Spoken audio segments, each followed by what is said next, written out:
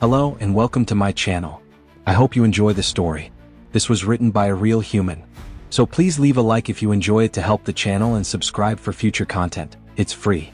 Links to the story and Patreon will be in the description. Please go and support the author. Any support is always appreciated. If a human narrator would like to narrate my stories, please contact me. I write these in my spare time between work and my children and just don't have the time or quiet space to narrate them myself. I hope you can understand. Thanks for your time, and again I hope you enjoy the story. And for the love of everything YouTube, this is literature, so please leave my channel alone. Let's get into it, folks. She couldn't think straight. Her head felt like she had run headlong into a wall. Wait, it hadn't been a wall, it had been a workstation, as her tether had snapped tight after their inertial dampeners had failed. She couldn't open her eyes, something sticky was caked over them and she couldn't get them open. She started to panic, raising her arm. Or tried to. She was strapped down. Then she heard voices. She still couldn't move. She tried to speak but only managed a slight groan. "Get in." She heard CMC Dillon's voice. "There's no time," yelled Hadara. Her last order was to not let them reach Sol. She heard a scuffle and then a door slammed shut. Something exploded, and she felt herself nearly flattened by the G-force of what she knew to be an escape pod. No. What was happening? Damn it. She heard Hadara yell along with some others crying. So others had made it out. Just what had happened after she had passed out? A secondary explosion suddenly jerked them sideways. Everyone brace. Something struck the pod, causing it to go into a spin. She felt sick, nauseous, and completely fucking helpless. She tried to speak again. This time a louder groan escaped, but she doubted anyone had heard her. She tried again to force her eyes open and managed a crack with her right eye. She could see her cheek was very swollen. The spinning was slowing down too, and she recognized the person sitting next to her was weeping, her hands covered in bandages. Was that CME Erica? She couldn't tell. Her eye had started watering as soon as she had opened it. Barbara managed to move her right hand, managing to clench it into a soft fist. What the hell was wrong with her? "Try not to move, Captain." Specialist Uriel's familiar Orion face popped into her sliver of vision. "Don't worry, I think we managed to stop them. I don't know what war gods you humans worship, but they surely favor you." She shook her head before continuing, "Stay still please, Doc will be here as soon as he can." "Amane?" She managed. Why the hell couldn't she talk or move? She had barely managed those two words, and not very well. Everything was numb. "We don't know, Captain," said Uriel. Barbara could see the Orion's face contorting in a grimace in her helmet. "Good she's." A proximity alert went off and she heard a bunch of people's voices rise.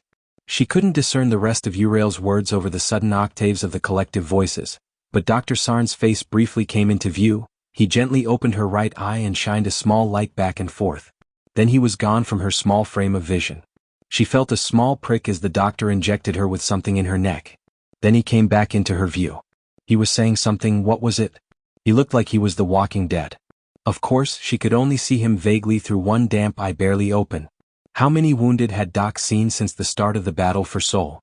Too many was the answer she immediately had snapped into her mind. He was saying something to her. She had to focus. She could feel whatever he had given her starting to work.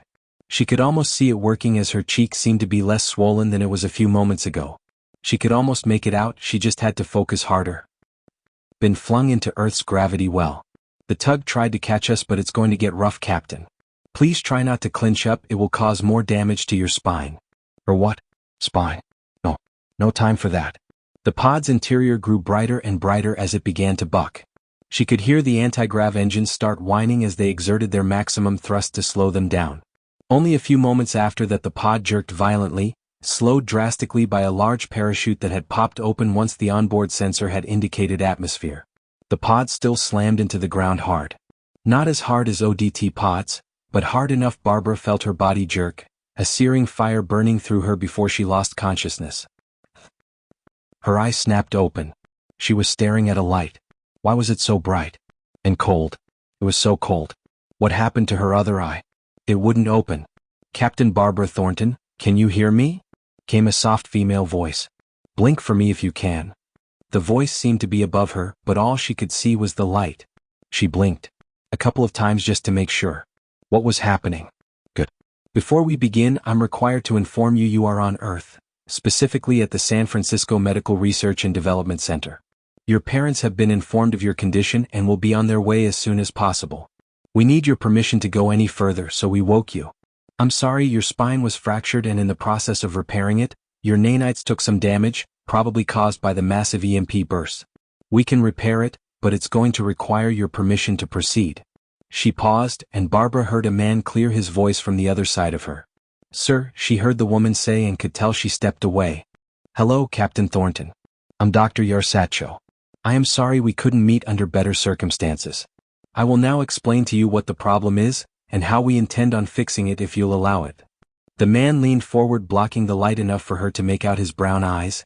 A medical mask covered his face almost completely, except for the clear glasses resting on his nose. Blink if you're following me. She did, slowly, and he continued. Okay, firstly, your old personal nanites ceased working along with everyone else's within the blast radius. Their emergency backup systems mostly failed. Overloaded essentially. So at the moment, your nanites can't help your body heal. He took a breath and held up a data pad angled for her to see. It was showing her an X-ray view of her spine. It had a spot circled, labeled 4th, 5th, and 6th vertebrae.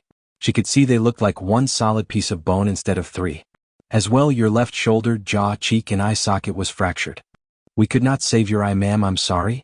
By the time you reached us, there was just too much damage, even after everything Dr. Sarn managed. Perhaps if your nanites had been functioning, they could have saved it. He paused, taking a breath before continuing. I believe we can help you if you permit us. With surgery and a neural overlay to help with your damaged nerves. President Allen ordered us to clear this with you first before we proceed. If yes, please blink twice.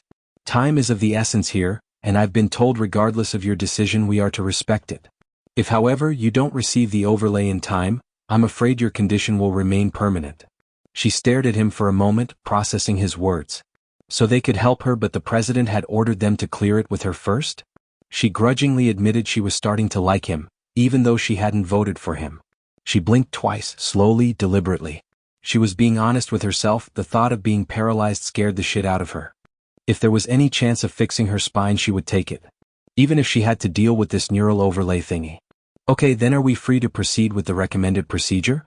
Blink twice for acknowledgement, please. He asked again. She hadn't understood basically anything he had explained past the probability of her walking again. It didn't matter. She carefully blinked twice. You all witnessed the confirmation, let's proceed. Came the woman's voice again as a mask descended over her face, and she drifted off into dreams of her time spent with Gregory on Mars Station. Are you sure about this, sir? His aide asked.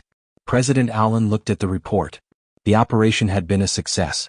They had gotten her permission to proceed, but it still worried him that she hadn't fully understood everything exactly. He knew she didn't. After all, none of the doctors had been of a high enough clearance to know what they were putting in Captain Thornton. They all thought it was a normal neural overlay. And she was going to be pissed when she realized it wasn't just an overlay. She would probably hate him for it. He wouldn't hold it against her. He looked up at the portrait of his late wife Elizabeth. She had been killed on Proxima Centauri B's habitat rings by Eladrin sappers while visiting with her sisters on vacation. He looked back at the report. Her brain scans matched perfectly with what they needed. She was only one of 5 candidates in the entirety of United Sol Alliance territory even capable of syncing with the new AI lattice. And the only one of those 5 who had proven again and again to be not only reliable but resilient too. I am, he answered. The lattice had been completed for nearly 2 months, and the longer it was not synced with an actual person, the harder it would be to get it to sync. At least that was what the techno-wizards that created it had reported. Something about self-maturation limiting the time frame. And another could take as long as 2 years to produce anything close to this model. He had intended on asking Captain Thornton himself after the Hind project had officially started, but it looked like she had accepted earlier than anticipated. How's the optics looking? He continued to stare at the report. He had read it 100 times but still couldn't shake the feeling he could have done more. Sir, Captain Thornton and her crew are being credited with stopping the Viril from reaching Earth or Luna. His aide cleared his throat before continuing. They suffered severe losses. Captain Barbara's weapons officer CMC Dillon manually overrode the safety on the refuge core as a last resort to try to stop the Viril landing ship. To be frank, sir, nobody can understand how the refuge stayed together to intercept the drop ship, but it had. The civilians of both Earth and Luna are demanding an award be given to the crew and captain who were willing to sacrifice so much to protect them. I have already drafted a few options available, sir, The man held out a hard copy which he took. "I see," Alan said as he read over the list. "Captain Thornton is going to hate me regardless, isn't she?" He sighed, glancing up at the portrait of Elizabeth again. "Guide me, what should I do?" "I can't decide for you, sir. I can say I don't envy you this." He shrugged. "Either way, she's probably going to hate you one way or another. Might as well try to get some benefits out of it." His aide grimaced at the last, knowing how much he hated politics getting involved in anything. "Well, she can only hate me so much. After all, she did give her consent to the doctors." He pointed at the third option on the list and said, "I like our third option, set it up. I was already planning on visiting the hospital anyways." They continued to discuss the upcoming schedule. He was only half listening though. He didn't like doing this to her. He would do his best to make it up to Barbara, he decided. Looking back up at the portrait of Elizabeth, he knew that was the only way he could live with himself. Activate sequence Zeta 47 Omega. Initializing neural overlay syncing. This must be what the doctor had explained, a neural overlay. Okay, good, that meant the surgery went well. Right? Initial overlay complete, secondary overlay awaiting compatibility confirmation. Compatibility confirmation? What the hell, doc, you fuckers didn't test it or something? She thought, panic starting to build. Confirmed. Subject, Barbara Thornton. Download initiated. Download in progress 1%. What the hell? Download what? Barbara asked. There wasn't anyone that answered, of course, and she suddenly had a sinking feeling in her subconscious that she had inadvertently agreed to way more than she had thought at the time. Nope, she corrected herself. If she was being honest, she hadn't been thinking of anything but not being paralyzed. And she'd agreed to whatever it was willingly. Like an idiot. She sighed, mentally palming her forehead. Download at 54.7%, initializing avatar handshake. Avatar handshake? Hold on.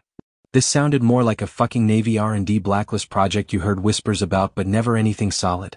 Shit. Those fuckers had maneuvered her right into their damn political webs. She should have declined the letter of marque, hired a civilian captain for the refuge, and turned her into a short-haul freighter passenger ferry. She was so angry she could scream. Download at 78.1%, avatar handshake accepted. The voice went from a generic synthesized digital voice to a completely different female voice. "Hello, Captain Thornton, it's good to meet you finally. I'm your guide and avatar Maun." The voice giggled. "Me?" she asked in her head. Hello, Maun. Do you, happen to know what's going on?" Obviously." She didn't even know how to continue. Thankfully, Maun seemed to understand. "You have been implanted with the newest, most advanced neural AI currently operating for the U.S. Alliance Navy. My naval designation is the U.S. Hind Titan-class mobile weapons platform. But you can just call me Maun, Captain." Download complete. Sync complete. Avatar handshake complete. Stand by. Fuck. Barbara said. That was all she had. She was blank. As soon as Maun had said, "Currently operating for," she realized she was stuck. A sharp pain lanced through her left temple and her right eye snapped open. She was in a dimly lit room, probably still at the hospital. She blinked twice and a little screen popped up on the edge of her vision displaying a lot of different things, but the one that was selected said, "Link optical circuit confirm?" She simply thought about accepting it and she felt a link snap into place with a painful pinch behind her left eye. What was that? She spoke, her words garbled, barely understandable. But her vision cleared and she was getting other readings now too on the side of her vision. She could not only understand it as fast as it scrolled past, it didn't seem to impede her vision so she didn't mind it. That was your neural network accepting the new optical nerve with the assistance of your new nanites. Came Maun's voice in her head. Barbara tried to raise her left hand and could only barely raise it off the bed she was lying on, and that was accompanied by excruciating pain shooting through her shoulder. "Please be patient. It's going to take a while to fully recover from your wound's severity. No dead," she managed. A light suddenly filled the room as a door opened on the far side. She couldn't move her head but could distinguish two sets of footsteps. They stopped at the foot of the bed, just out of her sight without tilting her head. "Who is it?" she asked brokenly. "She's awake, get the doctor. Hurry." That sounded like her father. How long had she been out? Approximately 31 hours, the procedure only took 5, said Maun, answering her silent question. "Barbara, you be still now. Don't try to move much yet. They just gave you the nanites not 2 hours ago. They had to rush them in because of the EMP damage to most of the system. Doc said they're having a hell of a time with the wounded, but it's starting to look up. Her dad said, taking her right hand in his and squeezing it gently as he moved beside her bed. I'm here, and your mother will be as soon as she can get your brother settled. Don't you worry about anything except getting better. An alert popped up to the side of her vision, reading the incoming data file. Was this a built-in data chit? Well, that's not my intended function. I can assist my owner with various tasks. Moun replied in her head. Especially when it pertains to us. She giggled. What are you, 16 or 17? Barbara asked in her head, which elicited even more giggles from Moun. She focused on the file blinking restricted access dash. She selected the file, and a torrent of data was displayed. She let out a gasp. Oh no. She said out loud. It's going to be okay, Barbara. Her dad said, trying to reassure her as she heard fast-walking footsteps come through the door. Barbara, this is Dr. Satcho. The operation was a success. We managed to replace the vertebrae and reconnect your neural pathways. Everything should feel a bit fuzzy? Said Dr. Satcho, moving a small pen light over her eyes. Yesh. Came her slurred response. Everything was a little fuzzy, but she was sure she could feel her toes. Good, then your neural overlay was accepted. We were worried after we connected it the monitor shut down. We couldn't get another scan. We assumed it was the interference caused by the inert nanites in your body at the time of the scan. He tapped something on his data pad before taking a small device from beside the bed and slowly moving it back and forth over her head and torso. Everything is looking just fine right now. Just stay patient. Those new nanites are the most advanced yet. They're already working 3 times as well as the previous version. He stopped waving the device over Barbara, sitting it back on the table next to the bed. However, it can take several days for your neural overlay to fully connect to your nervous system and you to fully regain motion and mobility. I see that the nanites are doing a great job of knitting you back together. He tapped a few things on his data pad and continued. I see your new optical nerve was accepted and linked. Good. He smiled down at her. I'll be happy to inform the rest of your crew you're improving. Maybe they'll be more amenable. He trailed off as he left the room, still typing on his data pad. Honey, they're saying you and your crew are heroes. I didn't like how the press was posted outside the hospital. And I've heard a rumor the president is here to thank you all personally. Her dad stopped, shaking his head, and lowered his voice to a conspiratorial level. And you didn't tell me or your mother about this Gregory fellow. Nice young man. He picked up a bouquet, setting out of her view. He was really worried about you, Barbara. He'd probably still be here if he hadn't been ordered to help maintain the second hypergate. He woo share. She said, her eyes getting a little wider in surprise. She heard Moun giggle. Thanks for listening. Please leave a like and hit the subscribe button if you enjoyed the story. If you feel generous and want to support the author's work, go visit the Patreon link in the description. Any support is welcome. Until next time.